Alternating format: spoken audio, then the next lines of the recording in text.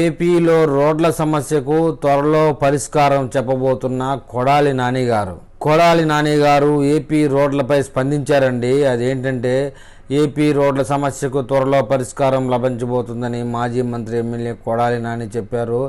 TDP చేపట్టిన గుంతల రోడ్ల నిరసనపై ఆయన స్పందించారు. రామాయణంపేటలో పిడకల వేటల పనికిమాలిన టీడీపీ అంటూ అతను లాంగ్వేజ్లో మాట్లాడాడు. జనసేన నేతలు రోడ్లపైకి వస్తున్నారని ఆగ్రహం వ్యక్తం చేశారు. ధనికుల కార్లు బ్రేకులు వేయకుండా రోడ్లపై తిరగాలన్నదే ప్రతిపక్ష నాయకుల ఆరాటమని ఎద్దేవా చేశారు. పేదలను సీఎం జగన్ ఆత్మబంధువుగా భావిస్తారని తెలిపారు. అందుకే పేదల అవసరాలు తీర్చేందుకు సీఎం జగన్ అధిక ప్రాధాన్యత ఇస్తారని చెప్పారు. ఒక విడత పథకం ఆపితే రోడ్ల సమస్య పరిష్కరించవచ్చని తాము సీఎం జగన్ చెప్పామని కొడాలి నాని తెలిపారు. ఈసారి గెలిస్తే వైఎస్ఆర్సీపీ 6 నెలల లోపల రోడ్ల సమస్య రాష్ట్ర వ్యాప్తంగా తీర్చేస్తామని హామీ ఇచ్చారని కొడాలి నాని గారు. గడిచిపోయిన 4 ఏళ్ల సంగతి మీరు అడగద్దు, నేను చెప్పొద్దు, మళ్ళీ వచ్చేది మేమే.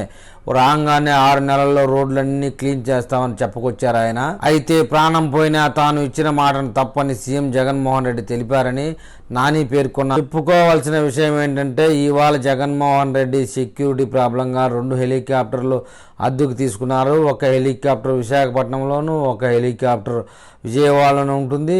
జగన్మోహన్ రెడ్డి గారు రోడ్ల మీద ప్రయాణం చేసే అవకాశమే లేనట్లు ఈరోజు వార్తల్లో వింటున్నాం. ఈ వీడియో మీద మన ఏపీ ప్రజలు ఏమని కామెంట్ చేస్తారో చూద్దాం.